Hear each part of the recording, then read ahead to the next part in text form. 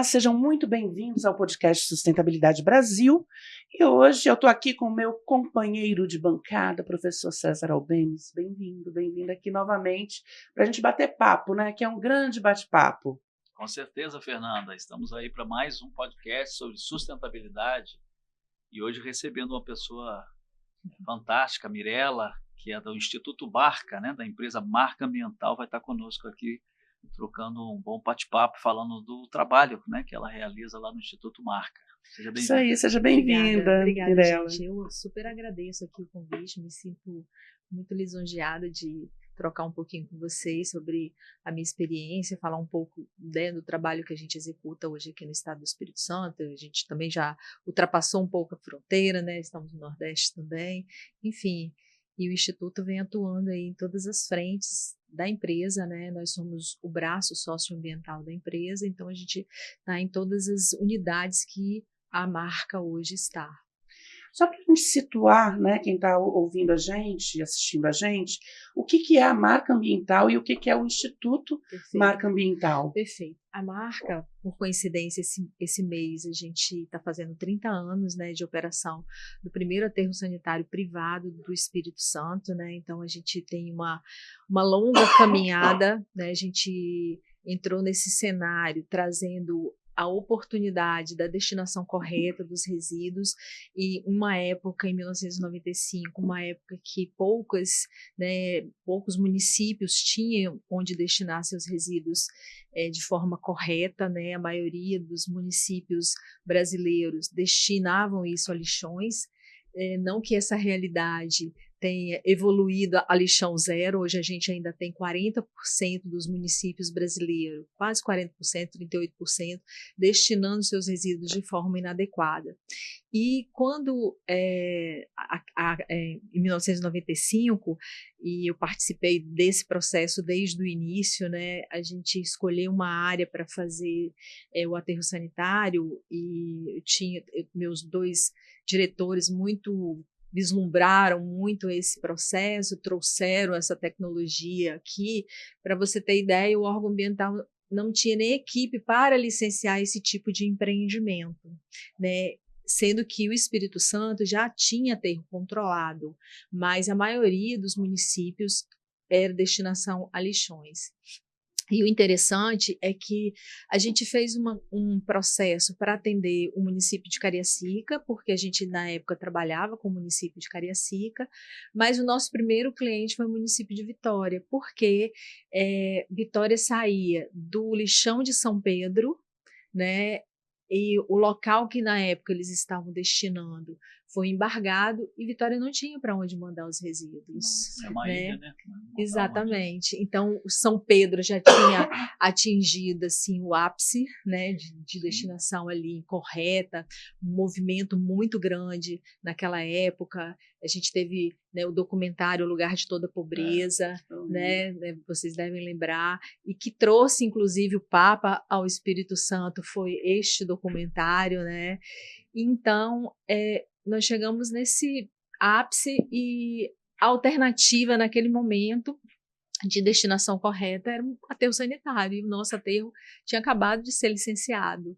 Então, assim, eu lembro piamente, né, de quando eu, no órgão ambiental, que eu fui fazer o licenciamento, consegui ali que todos os projetos fossem avaliados, saíram as condicionantes e tal, mas na hora que eu fui pegar a licença, a pessoa falou assim, a gente está sem o formulário da licença. E aí, como assim sem o formulário? Porque na época não era tudo tão veloz. Tudo no papel, né? Exatamente. Tudo era datilografado. E tinha um formulário que você, né, datilografava. Então, corri numa gráfica, mandei fazer o formulário e aí trouxe para o órgão ambiental. Então, a gente conseguiu a licença exatamente no dia 18 de agosto de 1995. Ou seja, no dia 18 agora, a gente faz 30 anos de operação. Inclusive, é interessante que nós temos um Plano Nacional de Resíduos Sólidos no Brasil. Isso está sendo adiado, né? Porque nem todos, como você falou, ainda 40% dos municípios ainda tem lixões, né? Você não tem um local certo para fazer a reciclagem, né? Como a marca tem. E eu queria te fazer uma pergunta.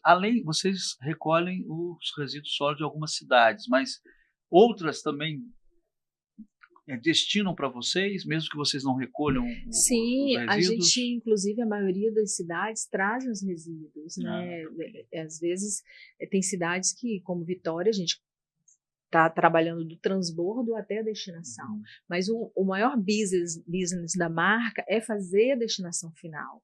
Né? A gente é especialista nisso, destinar bem o seu resíduo. E hoje a gente fala, né, não somente na destinação, é valorizar esse resíduo. Né? A gente tem várias indústrias de reciclagem dentro do site da marca, que foi uma outra grande experiência que a gente veio acumulando durante todo esse processo, né? Já que desde 2006, 2003, a gente já pensava no processo de reciclagem, já tinha iniciativas de reciclagem dentro do site da empresa. Então, assim, e concluindo a sua pergunta, né, 95, então, surge a marca com esse propósito da destinação correta dos resíduos através de aterro sanitário. A gente foi aí evoluindo e tendo essas experiências durante todo esse processo. Em 2006 surge o Instituto Marca, e a gente surgiu exatamente por uma provocação do Sebrae à época, que falou, poxa, vocês têm aqui, né, um grande celeiro de transformação, e quem sabe você não consegue atrair indústrias para fazer esse processo da reciclagem, né, que a gente trabalhava ali o beneficiamento de resíduo. E daí surgiu uma incubadora de empresas, a ideia da incubadora de empresas, que nada mais é, trazendo para o mundo atual, uma startup, as startups, né, para que a gente pudesse fomentar essas iniciativas da reciclagem. E ali, na época, eu lembro que a gente teve uma iniciativa das vassouras de garrafa PET, a gente teve iniciativa do coco, que era muito interessante você, né, desfibrilar ali o coco e fazer outros insumos.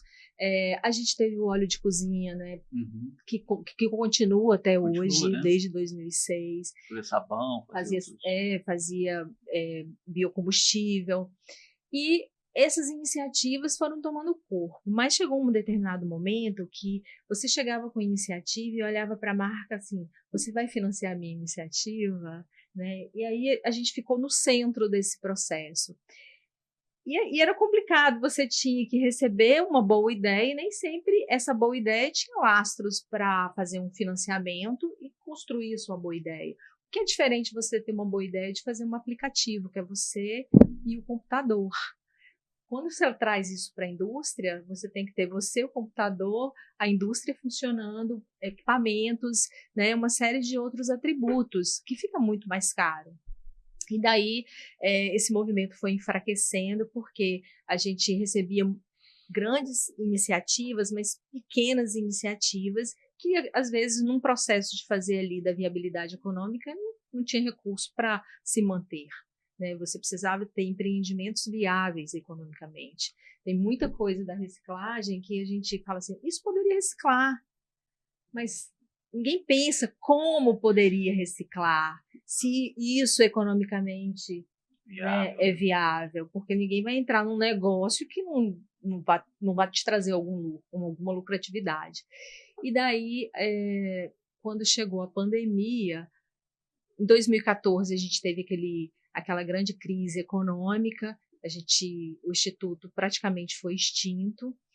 Quando veio a pandemia, a coisa ficou um pouco pior, mas a gente era um serviço essencial, né? E, por exemplo, o resíduo de saúde foi um boom do resíduo de saúde. Sim. Né? Uma coleta específica, que a gente não podia parar. Não pode ser feito no mesmo caminhão que faz a coleta domiciliar, né? É uma coleta específica, né? Não sei se os nossos ouvintes sabem disso, mas há um recolhimento próprio para a questão da saúde. É um recolhimento próprio, é uma destinação diferente, porque ele precisa passar por um equipamento para inertizar esse resíduo e ele transformar num classe 2, e aí sim ser destinado na célula de aterro sanitário.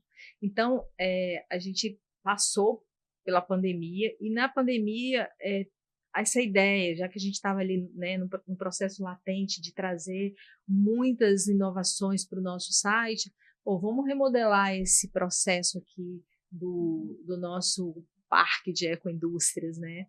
E aí veio, a gente tirou a marca ambiental do centro e a marca ambiental passou a ser uma indústria dentro do parque.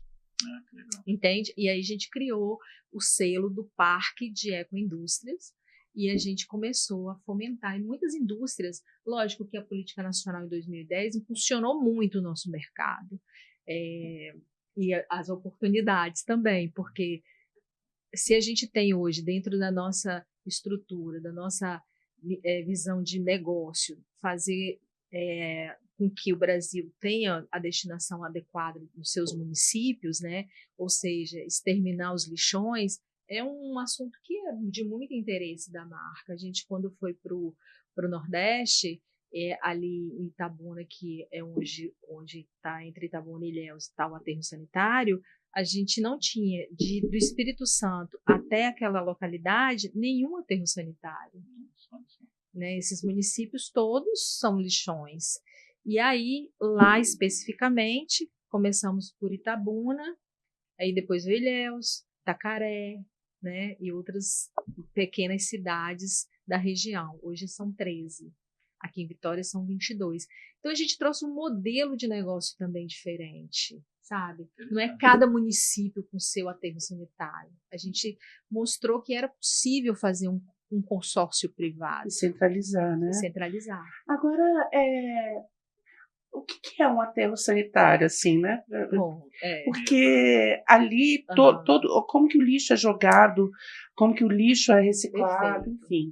É muito importante essa pergunta, porque para a gente fazer qualquer processo de gestão de resíduo, a gente precisa conhecer o resíduo. Primeiro ponto. Você conhecer o resíduo da sua casa? Que resíduo você gera na sua casa? Então, existem normas específicas que estabelecem isso. Então, nós temos os resíduos classe 1 e classe 2. Todo resíduo classe 1, normalmente ele vem de indústria, mas na sua casa você também produz um resíduo classe 1, que é uma pilha, que é uma bateria. Então, tudo que tem toxicidade, tudo que tem... Um remédio. Exatamente. Tudo que é patogênico, né, contaminante, ele é um classe 1 dentro dessa norma. E os nossos resíduos domésticos, os resíduos que a gente produz na nossa casa, os nossos recicláveis, é um classe 2. E até mesmo um inerte é um classe 2. E aí a norma divide isso em A e B. O classe 2A é o que eu produzo na minha casa, são os meus resíduos orgânicos, são os meus recicláveis. E o classe 2B são os meus inertes, um resíduo da construção civil, por exemplo. E o hospitalar? O hospitalar, que a gente chama resíduo de serviço de saúde, está inserido ali dentro dos resíduos classe 1 patogênico. Então, para cada resíduo, para cada classe de resíduo, eu tenho um tipo de destinação. Né?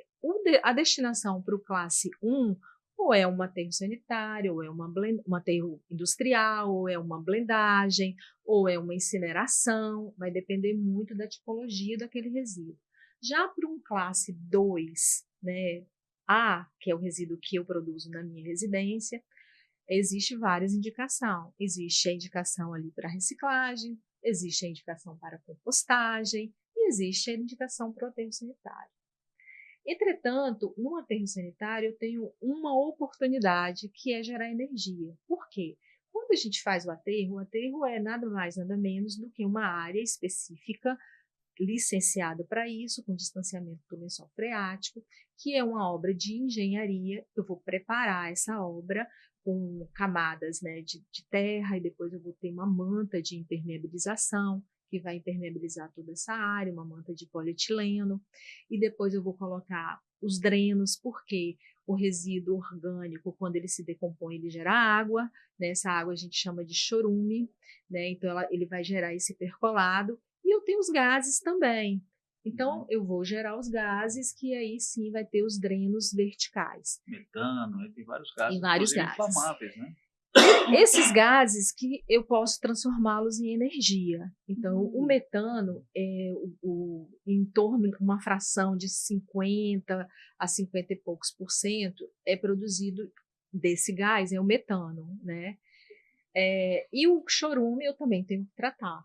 Então, nada mais o que é pesado vai descer e o que é leve vai subir. Então, é essa obra de engenharia que a gente chama de aterro sanitário, uma obra normatizada, tem que ter planejada, engenheiro construída, civil para fazer isso. Não é cavar um buraco na terra e jogar lixo. Exatamente. Né, isso é um lixão, né? E aí a gente tinha essas classificações, um lixão, um aterro controlado e um aterro sanitário. O aterro controlado era um aterro que você fazia exatamente isso, abria um buraco, jogava o lixo, fechava, mas não colocava ali a saída nem do percolado nem do gás. E isso poderia causar uma grande combustão. Bem, feito isso, a gente coleta esse gás vai para um sistema, ele é purificado e aí é transformado em energia. Né? Hoje a marca gera 5 mega de energia num sistema que foi implementado dentro da empresa. E o aterro sanitário vai seguindo essa lógica, né? Então, são várias células que se vai criando, é como se eu tivesse descaracterizado uma área e caracterizado, e não utilizando não somente a terra, mas utilizando o resíduo. Uma área que recebe resíduo, ela é uma área licenciada e eu vou saber que ali recebeu resíduo para o resto da vida.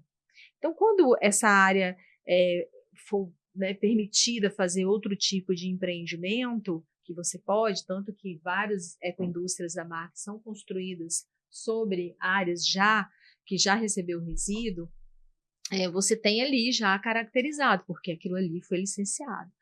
É aí por isso que a gente tem, às vezes, problemas ter um shopping center em São Paulo que começou a ter um vazamento de gás e descobriu que ali tinha sido a área tinha recebido resíduo. Né? Então, teve que fazer várias intervenções. Já teve um empreendimento em São Paulo também, de casas, né, de prédios populares que também teve que ser embargado porque descobriu-se que ali já recebeu. Podia explodir, né? Podia explodir. Então, você tem este tipo de controle por ser uma obra de verdade, né? Só que com esse trabalho de destinar o que a população produz. Senão, teria esse montão de lixão por aí. E, Mirelle, uma coisa também que eu acho que a gente avançou pouco no Brasil, Vitória tem essa experiência, mas eu não vejo isso em outros municípios avançar, é a questão da coleta seletiva. Né? Vocês trabalham com isso, incentivam isso? A gente olha... Porque, né, a gente assim, era para estar muito mais avançado isso no Brasil. Estou falando aqui no Espírito Santo. Eu conheço algumas experiências, tem até alguns lugares para coletar, mas não há um movimento, um crescimento nisso, né? E isso está diretamente ligado com a questão da sustentabilidade, né? Totalmente ligado. Então, eu falo sempre assim, a gente precisa, enquanto outros países que já têm esses sistemas implementados, né, subir um degrau de cada vez, a gente precisava subir de escada rolante, né, para poder atingir o ápice.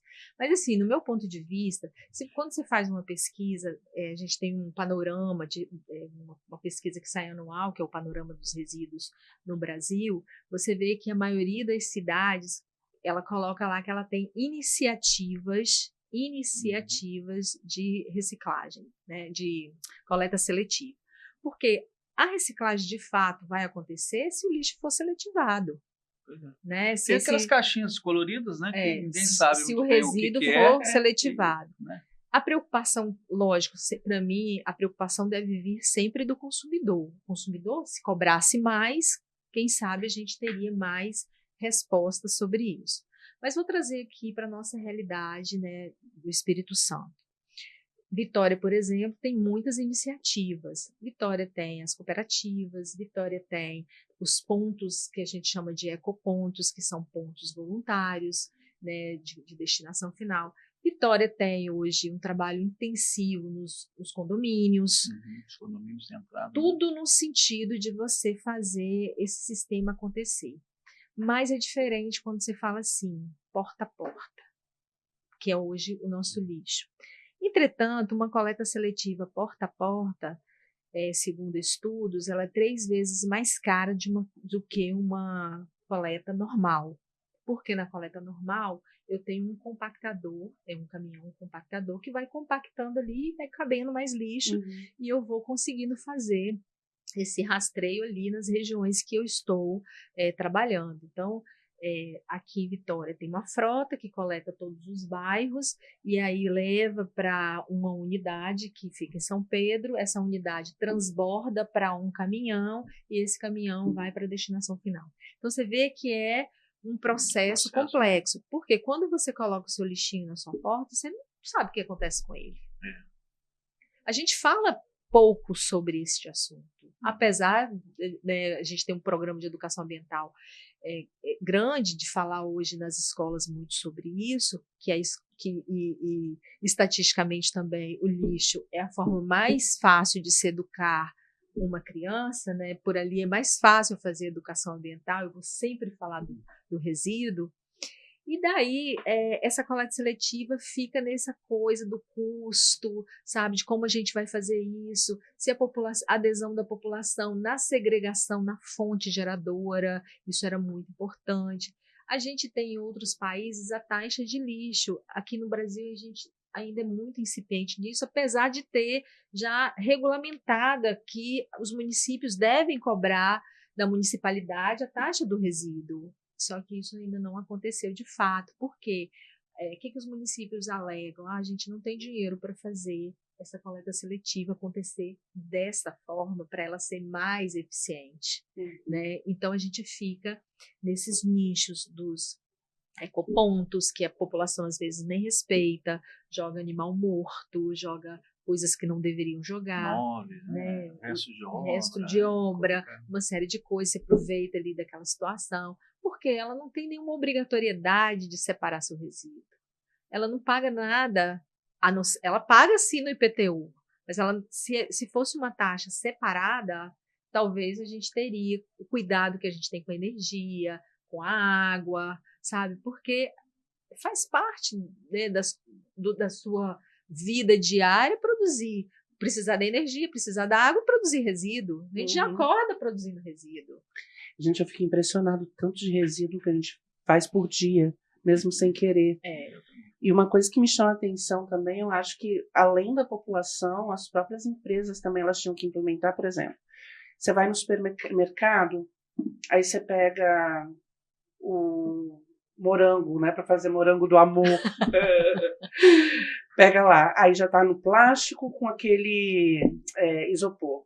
Aí dali você vai colocar em outra sacola que você vai levar para sua casa. Gente, é muita sacola, é muita embalagem. Mas você concorda que isso é uma questão de consciência também, né? Quando a gente fala da economia circular, né, que é o que a gente está hoje trazendo muito à tona, é as pessoas pensarem desde o momento que eu vou produzir, né, esse resíduo. Eu vou comprar um bem. Como é que vai ser a durabilidade dele? Onde que eu vou descartá-lo? Então, quando a política nacional trouxe em 2010 a responsabilidade compartilhada, a gente falou assim, poxa, que bacana, agora muita gente vai estar na cadeia. Então, quando a empresa produz esse celular, ela também é responsável pelo retorno desse resíduo. E a gente até falou da como é que chama? Da logística reversa, né? Exatamente. Aí entra em outros países reversa. É muito avançado, aqui ainda estamos... Né? Então, a gente está... existe uma riqueza muito grande no lixo, né? Só que existem, às vezes, poucas iniciativas educacional, de indústrias, para a gente poder, de fato, fazer esse setor ser pujante, sabe? Ser um setor relevante, né? Mas, assim, da época que eu comecei a trabalhar para hoje, 30 anos atrás, gente, é uma diferença absurda. Pro bem ou pro mal? Muito, né? A gente evoluiu. Até porque aumentou mas, muito, lógico, né? eu queria Aumentou falar assim, o consumo poxa, também, né? o Brasil poderia hoje ser um país zero lixão.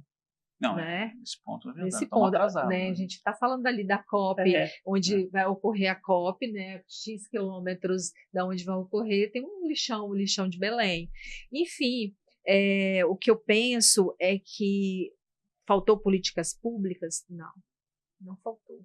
Faltou talvez educação, faltou vontade política, faltou recurso, faltaram outras coisas que não é somente a política pública, sabe? Porque a Política Nacional de Resíduos Sólidos, ela trouxe muitos instrumentos, mas a gente teve pouca adesão e pouca cobrança. A lei que não pegou, né? Como brincam, que não pegou total.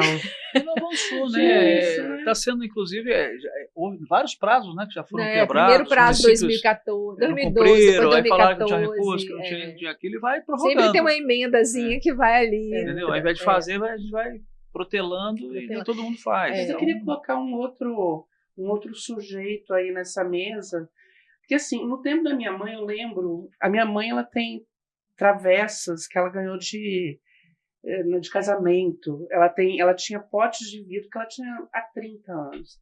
Gente, se vocês me pedirem quantas Tupperwares ou quantos potinhos eu já comprei na minha vida, eu não sei, porque eles somem, né? Que eles têm perninhas. Eles somem. Mas as coisas estão muito descartáveis. Você compra um chuveiro que já tem data, tem até um nome para isso que eu estava tentando Obsolescência lembrar. programada. Obsolescência programada. Você compra um chuveiro, ele queima rápido, uma televisão daqui uns dias vai pro lixo, um celular de 3 em 3 anos você tem que trocar. Por isso, Fernanda, aqui a natureza, nós estamos vivendo uma crise ambiental. Uma crise. Porque tudo vem da natureza. E se você, ao invés de fazer uma coisa que dure mais, dure menos, você vai ter que consumir mais na sua vida. É um problemão. Então, é um problemão. Isso sai de onde? Da natureza. Por né? isso que a gente tem aquele marco, né? Que nós já consumimos tudo que esse ano, em julho, foi o marco que a gente consumiu, tudo que neste ano a natureza poderia nos repor. Então, assim, quando você fala disso, quando a gente fala da responsabilidade compartilhada, é exatamente isso, é você pensar que quem produziu essa televisão, ela produziu para ser descartável, para quebrar e a peça ser tão cara que você não iria comprar outra peça. Né, seria comprar uma televisão nova, o livre mercado, o consumo exacerbado, né, que a gente vai ter que rever isso. Quando a gente fala nessa economia circular, e até mesmo já se fala da economia regenerativa, né, a economia que vem das coisas da natureza, e quando eu trago a economia circular, é exatamente isso. Quem produz essa televisão, ele vai ter que pensar desde o designer dela, que produtos ele vai poder usar, que lá nessa cadeia, isso um momento vai ser reaproveitado. E aí a gente entra com esse conceito, a economia circular, ela não é somente fazer reciclagem, sabe? Ela está antes disso. É você pensar na produção, desde a produção daquele produto, né, passar pela indústria, a indústria vai distribuir isso, você vai consumir, mas você vai saber que isso pode voltar ao ciclo produtivo, né, e ser, de fato, um produto para um outro processo. Né? Então, assim, a gente precisa ter isso muito bem estabelecido, de fácil acesso para a população entender, porque quando eu vou numa festa que a pessoa quer fazer tudo descartável, né? E aqui não estou demonizando o plástico, não, sabe? Porque o Brasil nem assinou o acordo do plástico, né? Para que a gente pudesse, pelo menos, falar dos descartáveis, né? Mas a gente fala que a população não sabe ainda destinar, de fato, né? E plástico, destinar vidro o plástico, também, né? vidro, né? A gente tá um problemaço, né? E o vidro vamos lá para a latinha, você vê, né? Você não vê uma latinha, não. Porque ela tem valor econômico, não é porque a pessoa que está reciclando a latinha, ela tenha consciência ambiental, não. Né? Talvez ela está fazendo aquilo até para a subsistência dela. Mas aí você vai, latinha hoje, o Brasil é recorde mundial, ela, né, recicla tudo que coloca no mercado, tem uma adesão incrível, porque o quilo da latinha tem valor econômico. Porque é fácil de reciclar, né? Pela Não própria só indústria. fácil, criou-se o mercado. mercado, né? Recebe vende ali, recebe o dinheiro. E aí, quando você parte para o plástico, para o vidro, né, e isso é diferente. O papel também, as aparas de papel, elas são já muito bem aceitas no mercado. Quando eu falo que, né, imaginando que estatisticamente a gente produz em média 1 quilo de lixo dia per capita, eu estou falando de 87 milhões de toneladas ano. São mais de 22 maracanãs cheios de lixo, né? Então, assim, Que é no Brasil? No Brasil, só no Brasil, imagina mundo, né? Então a gente, né, por isso que fala dos oceanos de lixo, aquela coisa toda, né? E então, quando a gente tem esse universo, e se a gente conseguisse ser eficaz nesses itens que a gente definiu como, né, como recicláveis, no plástico, no papel, no metal, né, no vidro, já seria um grande avanço. Então, hoje, o vidro vai ganhar mercado a partir do momento que também tiver mercado para reciclagem, né? E, Mirela, e tem uma coisa interessante, a gente tem observado aqui no Espírito Santo, eu participei recentemente de um evento até no Tribunal de Contas, né? O Dr. Domingos Stauffer, né, que já estará conosco também aqui em breve, a instalação de uma máquina, como é que eles chamam? Recycle machine, uma coisa assim, um recycle machine. Aquelas máquinas que você que você coloca, tem um você retorno. coloca plástico, aqui em Vitória. latinha, legal, hein? vidro e tal, e aí a empresa que tem a máquina... E aí depois direciona isso para as cooperativas. E quem coloca, você baixa um aplicativo e aquilo vai dando um crédito para você. Um cashback ali. Que você pode trocar depois, o passe escolar, passe de ônibus.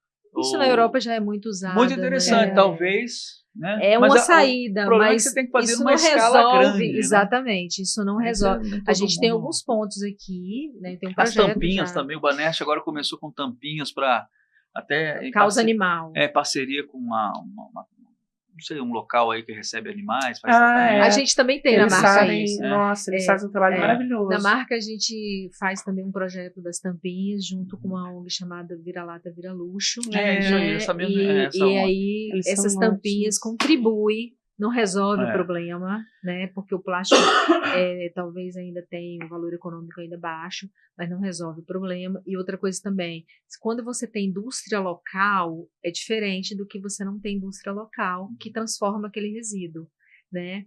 Ou você só tem uma indústria e ela que vai ditar a regra, né, do comércio, você não tem esse livre mercado. Mas o vidro, por exemplo, hoje na marca tem uma das ecoindústrias que ela coleta esses vidros, né? Ela quebra esses vidros e leva para um alto forno que fica tem um em São Paulo e outro no Rio de Janeiro. São poucos, então você ainda tem fazer isso dar retorno, você tem que pensar nessa logística, né? Então, assim, hoje o vidro reciclado, e aí a lei da economia circular traz isso, você dentro do seu produto, você vai ter que ter X de recicláveis, de produto de resíduo reciclável. Então, isso vai aquecer o mercado, né, da reciclagem. A gente sabe que isso pode acontecer.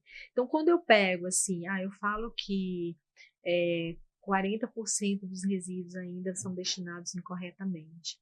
Que a gente no Brasil, a última estatística, por muito tempo a gente ficou ali nos 4% dos resíduos urbanos que são reaproveitados, né, que vão para o sistema de reaproveitamento.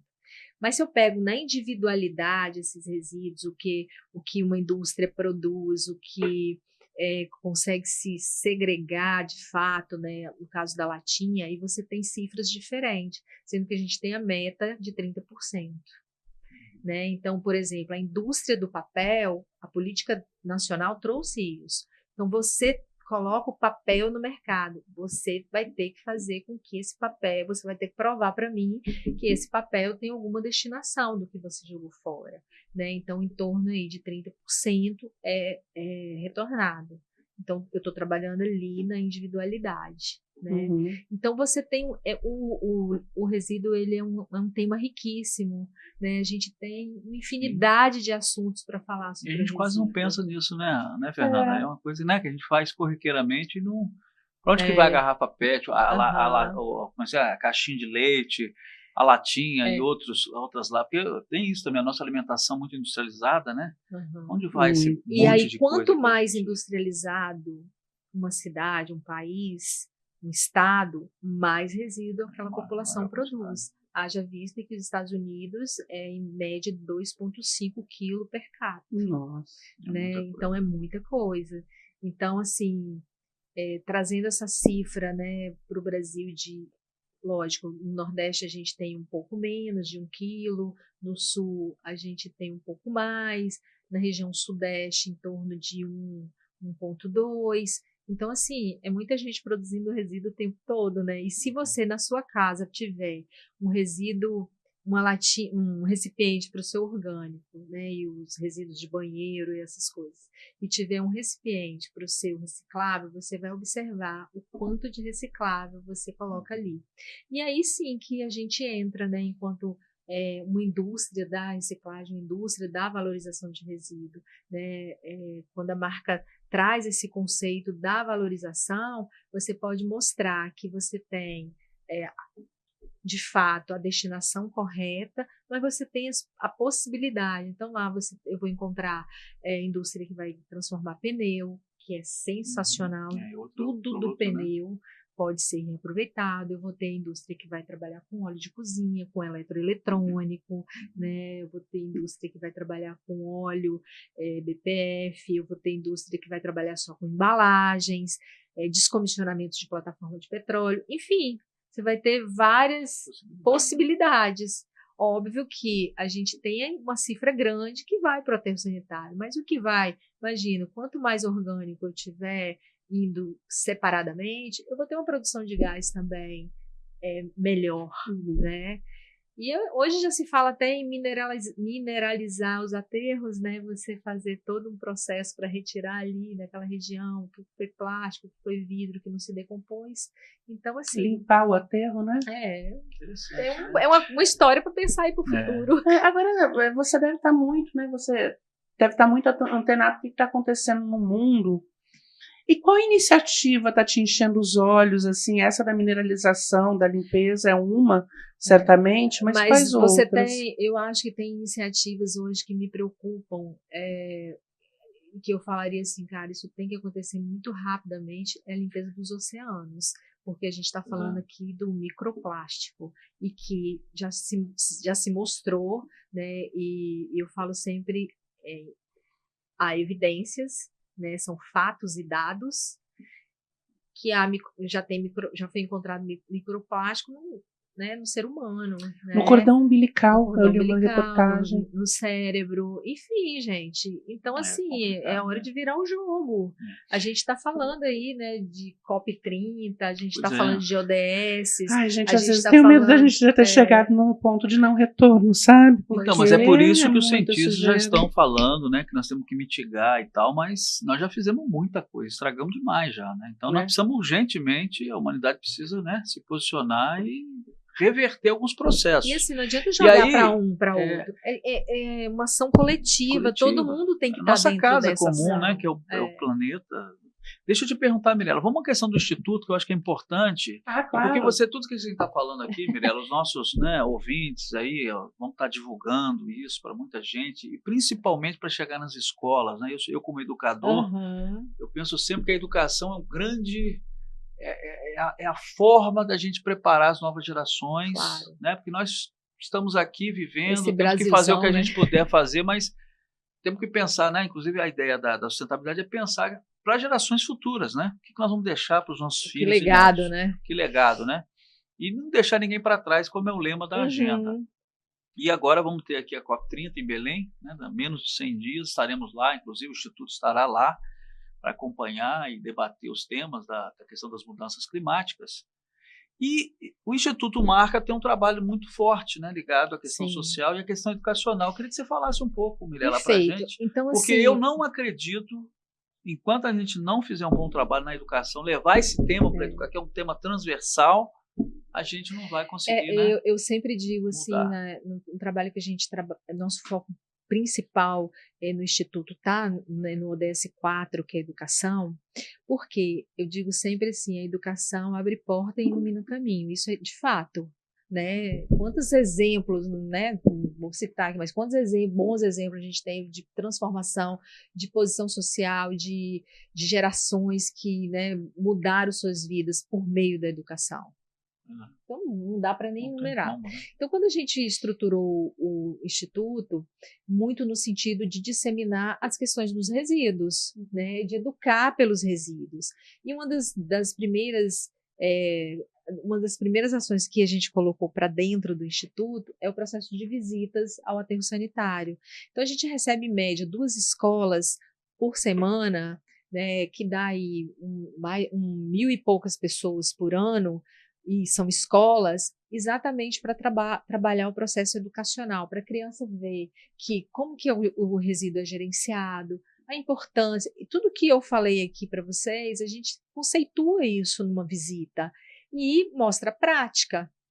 Né? Então, Legal. quando uma criança entra numa indústria de transformação, por exemplo, de eletrônico, ela vai ficar assim, meu Deus, é tudo isso, né? Como que eu posso melhorar essa minha relação com o meu eletrônico? Eu tenho que mudar de fato de celular todo ano, né? Tenho que mudar de carro todo ano, enfim, né? Então a gente vai repensar e você vai ter cidadãos mais conscientes. É isso que a gente pensou Claro. nesse processo.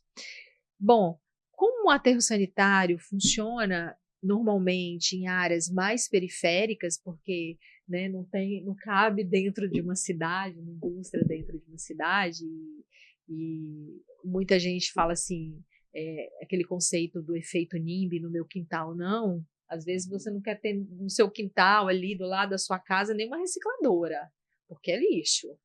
Né? E daí vai atrair barata, Né? você tem Cheiro e tal. cheiro e tal. Então, já vi muitos movimentos de rejeição de associações de catadores dentro da cidade que tiveram que mudar porque a população ali, não, né? Enfim. Então, quando a gente traz esse processo para o estudante, ele começa também a repensar o seu posicionamento. Ele começa a criar conceitos sobre isso. E até mesmo ver as possibilidades dos resíduos, né? E aí os aterros ficam, né, normalmente nessas áreas periféricas, né?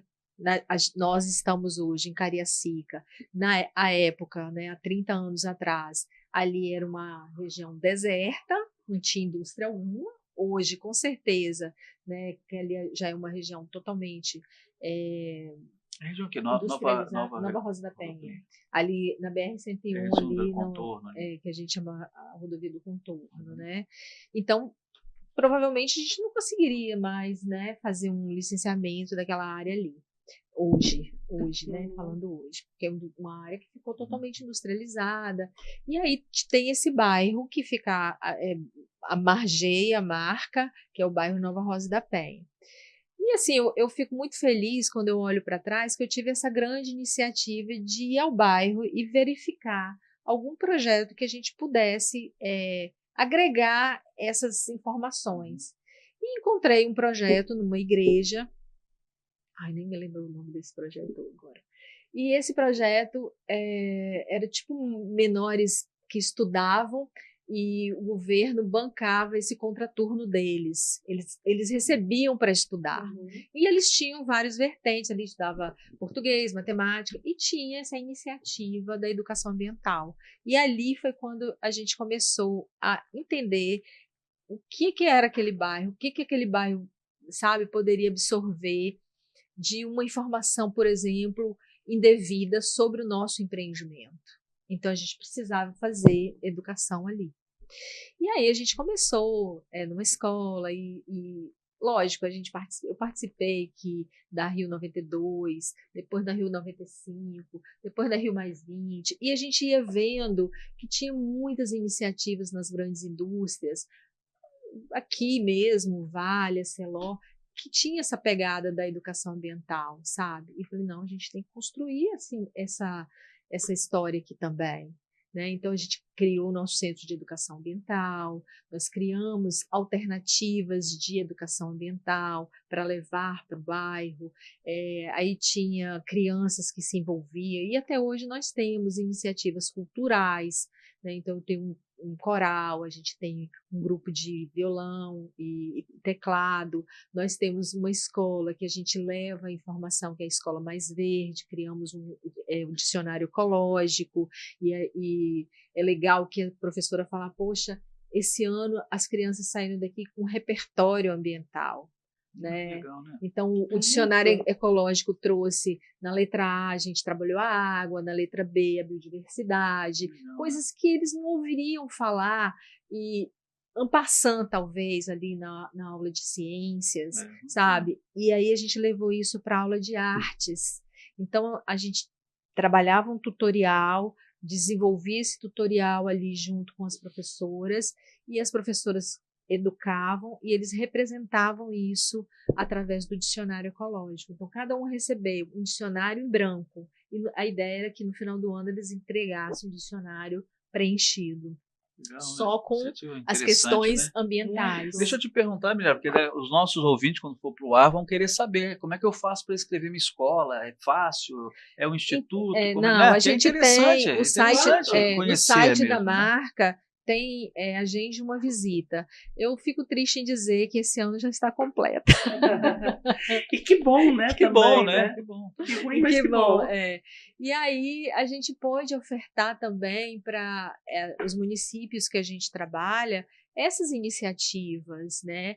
Mas óbvio que o meu olhar está neste bairro que está ali margeando, né? Claro. que E é tem o a meu questão da entorno responsabilidade social, os impactos, exatamente. Né, que a empresa tem no local. E aí né? o Instituto trouxe, se fortalece, né? E na pandemia, pós-pandemia, a gente retoma em 2023 com o Instituto, criamos uma identidade nova para o Instituto. Então ele é recente, bem recente. Então, é como se fosse duas etapas. Uma primeira etapa que a gente trabalhou as incubadoras, né, essas iniciativas das indústrias e tal, e essa segunda etapa mais focada na educação.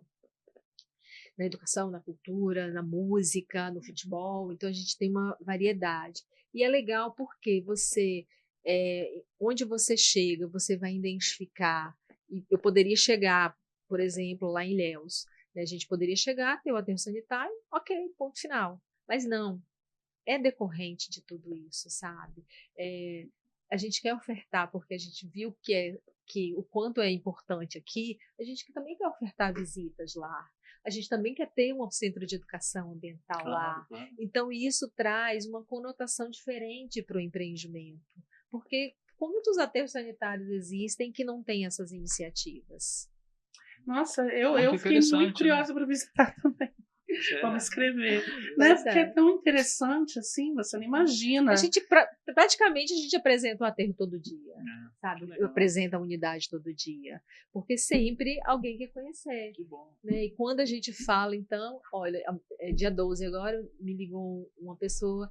Mirela, poxa, você me conhece, meu sobrinho está formando biologia, queria muito conhecer o aterro sanitário, conhecer os empreendimentos, conhecer a valorização de resíduo. Ok, vem aqui que eu vou te mostrar, sabe? Então, a gente sempre tem um tempo reservado, nosso tempo, para isso, porque assim, como se todos os nossos colaboradores tivessem essa indagação também, sabe? Tanto que a gente faz também às vezes, esse tour com os colaboradores, porque é um empreendimento em movimento.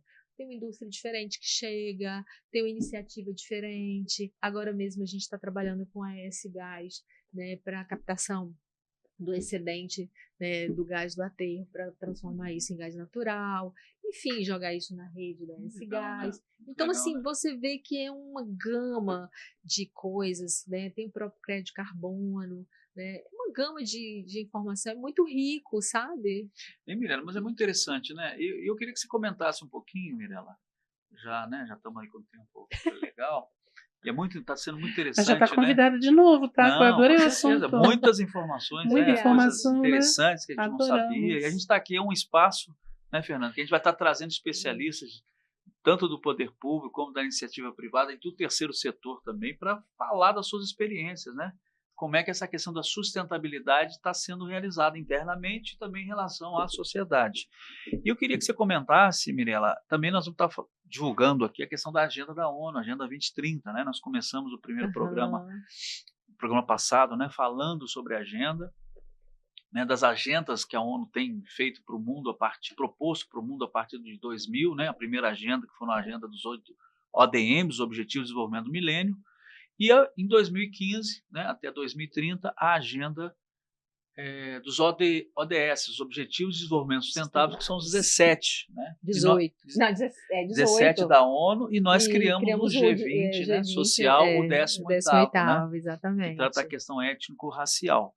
E aí eu queria que você falasse um pouquinho em relação do trabalho de vocês com a agenda da ONU, né? Como é que vocês contribuem, como é que vocês veem esse movimento? Eu fico assim, também um ponto que de atenção, porque eu sou muito enxerida, assim, sabe? Eu sempre estou observando o que está acontecendo no mercado e vou me envolvendo com muitas coisas. E quando surgiu os ODMs, Objetivos de Desenvolvimento do Milênio, eu me envolvi nessa pauta, né? Agora, por que me atrai muito nessa pauta é a liberdade de você fazer o seu relatório e entregar para eles. E esse relatório somar no que o Brasil entrega na sua Agenda 2030. Sabe? Então, isso sempre, eu sempre compartilhei muitas coisas que a gente fazia em função disso. Então, quando surgiu os ODS, surgiu também a possibilidade de a gente ser signatários dos ODS, ou seja, os guardiões dos ODS, né? E tudo que eu comecei a fazer na empresa em relação a esses temas que estão, né, que é uma agenda ampla e que tudo tem vínculo, então eu tenho lá o ODS de cidade sustentável. Se eu estou falando de resíduo, eu estou falando de cidades sustentáveis, né? Eu tenho o ODS da água, eu tenho o ODS das emissões, né? Então, assim, eu estou ali conectada com muitos ODSs. E isso nos possibilitou, através de sermos signatários, que a gente é signatário desde o primeiro, a gente conseguir nos nossos relatórios classificar também os nossos serviços conectados ao processo. Então, quando eu falo do ODS 4, todo esse processo educacional eu pauto lá na ODS 4. Quando eu falo da ODS das emissões, né, não me recordo aqui o nome, eu estou falando de tudo que a gente faz para que minimize, né, as emissões. Enfim, a gente foi se conectando. Eu sempre trago a colinha dos ODS, gente. A gente foi se conectando, o nosso processo de cidadania, como é que eu poderia, né, trabalhar aqui o ODS 8. Tem o 12, né, que é consumo e produção responsável, tem a ação do tem clima. Tem ação do clima, o ODS 13, né, que eu falo de ação do... Eu tenho o ODS 17, que eu falo das conexões, e o nosso trabalho tem total sinergia com muitas conexões. Eu me conecto aos nossos mantenedores, eu me conecto à gestão da empresa, eu me conecto com os colaboradores, a gente tem um grupo de voluntariado dentro da empresa, eu tenho um comitê de sustentabilidade. Então, a gente se conecta o tempo todo. Então, estou falando do ODS 17. Quando a gente fala de inclusão, eu trago também o ODS 18, né, que a gente trabalha agora a inclusão. A gente acabou de realizar um fórum lá na marca, que foi o nosso fórum ISD, que a gente conseguiu uma verba da FAPES para realizar esse fórum. Eu trabalhei os ODS dentro do fórum, mostrei que a gente poderia fazer um fórum mais sustentável, utilizando descartável, utilizando alternativas de papel, trabalhando o próprio inventário, né, a gestão do resíduo, o inventário do carbono, enfim, a gente pode criar 1000 coisas. É mais complexo? Mas é mais interessante quando você faz o seu relatório e fala, caramba, a gente conseguiu. Quase fechei o jogo aqui, né? Exatamente. Que é isso que eu vejo, Mirela. Às vezes você fala da agenda, né, dos ODS, as pessoas acham que é um negócio etéreo. Não, na verdade, o que a ONU pede, assim, qual é a ideia da agenda? São problemas que o mundo todo vive, né? E nós temos isso a nível global, a nível nacional, a nível estadual e municipal. O que a ONU pede que os órgãos, né, e as empresas façam? Localizem o que estão fazendo, em que medida o que elas estão fazendo está ligado e contribuindo para que melhore aquela situação, né? Então, você tem a questão ambiental, você tem a questão da água, você tem a questão do consumo responsável, você tem a questão da educação, dos projetos, né? Até a questão da saúde, porque é fundamental a questão do trato com lixo, fim dos lixões, etc., porque isso vai para o lençol freático, vai para a água, prejudica a nossa saúde, né? Então, é muito interessante. São muitos benefícios quando você tem uma cidade saudável, né? Pensa em todas essas vertentes. Eu acho que o Espírito Santo hoje trazendo para a gente assim é um estado exemplo. Por muito tempo a gente foi exemplo na gestão de resíduo. Eu não tenho um número exato, mas eu acredito que o Espírito Santo hoje é lixão zero. Porque a gente tem alguns aterros regionalizados que recebem, e um modelo que nós criamos. Ai, que né? orgulho, né? Pois é. Então, assim, eu fico olhando para trás, assim, gente, tudo bem, né? Eu tô lá desde o início, mas você fala assim, poxa, valeu a pena trabalhar essa pauta. A gente deixa um legado dessa pauta. Legal, né? E é isso que a gente fala, né, Fernanda, aqui para os nossos ouvintes, é um trabalho que o Instituto vem fazendo e vai continuar fazendo, porque a pauta do desenvolvimento sustentável ela está aqui para frente permanente, né? Tem a agenda da ONU que vai até 2030, mas já se fala da possibilidade até de prorrogar por conta da pandemia, mas se não for prorrogada, uma nova agenda virá. Mas essa pauta do desenvolvimento sustentável continuará, até porque a questão climática está aí, nós não vamos resolver isso da noite para o dia. Da noite para o dia. E o que a gente quer chamar a atenção aqui, Mirela, que a gente vê que muitas empresas já estão conectadas, mas a gente precisa que os gestores públicos também estejam, né? E a gente estava tentando aí, junto com alguns prefeitos, né, que eles assinem o projeto Meu Município pelos ODS, que foi lançado agora em março em Brasília, né, numa reunião para os prefeitos. Poucos prefeitos no Brasil aderiram e aqui no Espírito Santo nenhum prefeito ainda assinou, né? Nós estamos tentando ver com a Munis, com a Associação das Câmaras também, quero chamar a atenção, né? A gente já chamou a atenção dos vereadores aqui, porque eles também são corresponsáveis pela gestão do município. Então, assim, porque os prefeitos têm muito medo, porque a agenda, que a ONU vai fiscalizar. Não, a ONU é um convite, não é obrigatório, né? Seguir a agenda. Mas o mundo todo está se comprometendo. Aqui no Estado, o Ministério Público e o Tribunal de Contas, principalmente, já vão fiscalizar, já são os órgãos fiscalizadores, né, do município. E a própria Câmara é fiscalizadora do prefeito, né, do Executivo. Então, assim, não há por que temer. Né? E nós vamos ter a COP agora. Sim. E vamos estar presentes. Queremos levar experiências do Espírito Santo, de boas práticas, seja na gestão privada, seja na gestão pública. Então, a gente está fazendo esse convite, um apelo aos prefeitos, e é pedir ajuda também das empresas, né, onde elas estão, que nos ajude a convencer os prefeitos a entrarem nessa questão da agenda, né? Porque o poder público também ele tem uma prerrogativa de puxar esse movimento, né? E é importante, porque é política pública, né? E o que a ONU pede é que tudo que a prefeitura faz, ela seja localizada nos ODS, coisa que a marca já faz, que as empresas já fazem. A prefeitura também precisa fazer. Às vezes as prefeituras já têm práticas muito bacanas. E não pontuaram Né? Exatamente. Até porque existe isso mesmo. A gente vai mostrar mais à frente aqui, existe inclusive um índice, né, de sustentabilidade das cidades, que já é feito sobre as 5.000 e poucas cidades. E as pessoas podem ver lá o que é que a cidade, como é que está, inclusive de forma semafórica. É muito interessante esse índice. Você vê, por exemplo, o que está em verde, o que está amarelo, o que está em vermelho. Que a cidade precisa melhorar. Né? Então, assim, a gente quer fazer esse convite, nós vamos trazer, inclusive, experiências aqui do poder público também, já estamos em contato com a CESAM, com o Banestes e outros órgãos do governo do Estado, mas queremos trazer também as prefeituras, que têm boas iniciativas, né, de sustentabilidade. Eu sugeri a Secretaria de Segurança Pública com esse trabalho dos presídios aqui, eu achei incrível. Eu achei incrível também, eu não sabia disso.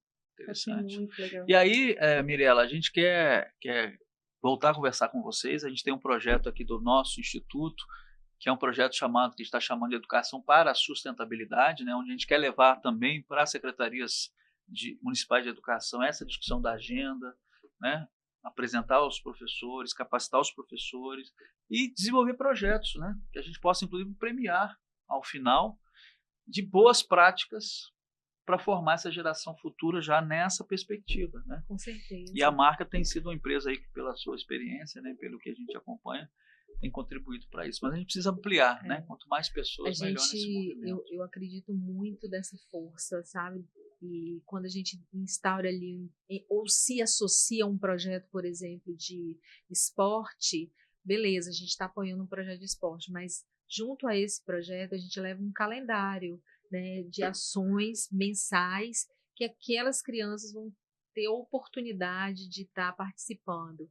Então, eu sempre digo, a gente entra num projeto para potencializar isso, né, para despertar isso. Então, esse ano a gente já levou as crianças no Ballet Jubarte, a gente fez todo o processo na Semana do Meio Ambiente, no Dia da Água. Então, a gente pega essas datas emblemáticas do Dia da Árvore e um mês que não tem nenhuma data, a gente inventa um julho cultural, por exemplo, né, para que elas tenham, elas se sintam ativas o tempo inteiro. Não vai lá no projeto só para jogar futebol, não vai lá no projeto só para lutar kickbox, que a gente tem um projeto de kickbox.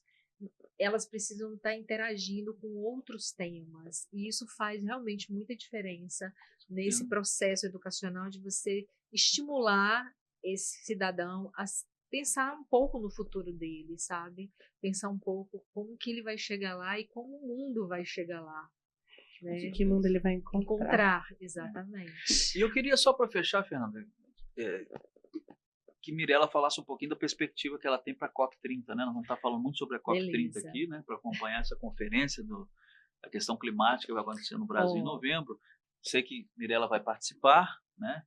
E qual é a sua perspectiva? O que você vê aí? Por que isso vai ser importante para nós? De fato, essa vai ser a minha primeira COP, né? Eu nunca fui a uma outra COP, a não ser em 92, quando a primeira COP aqui foi na Rio 92, mas eu não tinha nem dimensão da experiência que eu tenho hoje, nem dimensão como a gente poderia contribuir de alguma forma.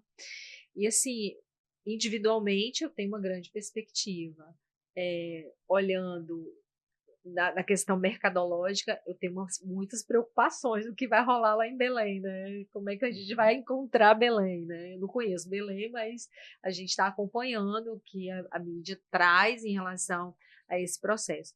Mas, assim, das últimas COPs, ali, desde a COP de Paris, que o tema voltou muito para a questão das mudanças climáticas, a progressiva não foi muito boa, né? Então, sempre eles se reúnem, saem definições, decisões, mas a gente não vê isso na prática. A gente não vê os países mais desenvolvidos pensando, né, em contribuir com os menos desenvolvidos, porque a gente não pode mais pensar localmente, a gente tem que pensar globalmente, né? Então, assim, eu tenho uma expectativa individual, né? A minha expectativa de chegar lá e falar, uau, estou numa COP, né? Então, existe essa questão. Mas quando eu olho isso para nível mundo, né, de resoluções, eu fico muito balanceada, né? Haja visto que países como Estados Unidos não estará, né, participando desses acordos, ou que acha uma tremenda bobagem tudo isso, né, e que há quem diga, né, que mudanças climáticas é coisa da cabeça das pessoas, isso não existe, né, até que se depara com algumas catástrofes que consegue associar isso, né, a um destempero do planeta. Então, assim, eu tenho essa expectativa individual, mas a minha expectativa eu sou muito otimista, né? Senão não trabalharia nessa área, gente. Porque eu brinco aqui todo fim, né, professor? Você é uma pessoa otimista. É a pergunta que eu faço para todo mundo, mas já está mais do que dito, né? Então, que assim, bom. Eu olho pela minha experiência individual e o quanto eu pude contribuir nessa jornada, né? Eu posso falar por mim, né? Agora, não dá para eu falar pelos acordos, né? Se eles vão ser cumpridos ou não. Então, assim, o que eu quero sempre deixar de... semana passada eu tive com as pessoas do Sertão, através do Instituto Água Viva. Não sei se vocês já ouviram falar do Instituto Água Viva, que atua no Sertão. Então, eu fiz um processo de educação ambiental com eles, com 80 pessoas que trabalham no Instituto. E é uma outra realidade, sabe? O que de fato a gente está pensando a nível de COP para essas realidades exclusas, né? Até porque no Brasil você tem a variação climática, então, o sul, o norte, o cerrado, né? É um grande planeta, né? Um grande o nosso continente tem um mundo. Eu digo assim, né? São vários Brasis, né? Dentro de um único Brasil. Então, assim, o que a gente está pensando, né, para esse processo, né, dos excluídos mesmo, né, provavelmente, se a gente continuar nesse ritmo, onde que a gente vai parar? Como é que vai ser? A gente consegue vislumbrar isso? Não dá para deixar só para Deus vislumbrar, né? A gente precisa, enquanto ações, né? indivíduo, tomar uma postura. E eu digo sempre, as coisas só mudam se, né, quem consome muda. São ações individuais, de grupos, né? da gestão pública, do setor empresário, todo mundo, né, precisa dar a sua contribuição, né? Isso aí. Professor César, que vai estar sempre aqui comigo, batendo papo, né? Mirela, queria te convidar já de novo, eu gostei tanto do bate-papo. Nossa, você... Estou à maravilhoso disposição conversar. sempre, né? Óbvio que você vê, às vezes a gente vem preparado para falar de um assunto específico, mas o entrave aqui do início, né? Que saber o que é resíduo, como é que o resíduo se comporta ali, né? E o resíduo diz muito de uma família, né, gente, né? Existe até um filme que fala sobre isso, né? Você quer conhecer uma família, conheça o resíduo dela, né? Se ela, o que ela consome, se ela é saudável, se ela não é, né? Se ela é consumista, se não é, né? Então a gente precisa sim observar o nosso consumo, observar o que a gente produz, observar o que a gente descarta, né? Inclusive, eu quero até ver a possibilidade, né? Aí o grupo do Instituto aqui, a gente Fazer uma visita lá, de vamos repente, marcar. monta um Seria grupo, legal, né? hein? Para nós A seria gente show de bola, filma. né? Todo mundo, para a gente entender, né? Já que é um instituto que trata do assunto, temos aqui claro, com certeza. né? Uma E eu estou empresa falando de interessante. né, um bracinho ali, Muito né? legal. Muito bom. E quando a gente nem entrou, por exemplo, de falar aqui dessa evolução da sustentabilidade para o ESG, né? Então tem muita coisa que a gente pode estar debatendo que traz essa questão do resíduo como centro, né? Joia, obrigada, professor, obrigada, Mirela. Obrigado, Fernando, obrigado, Mirela. Eu que agradeço, gente. Né? Estamos de portas abertas aí para. Claro, sempre, E sempre. agradecer a marca ambiental também, né? Tranquilo. Faça o Obrigada. nosso agradecimento lá. Tá, pode ficar. Obrigado aí pela sua Obrigada, presença. eu que agradeço.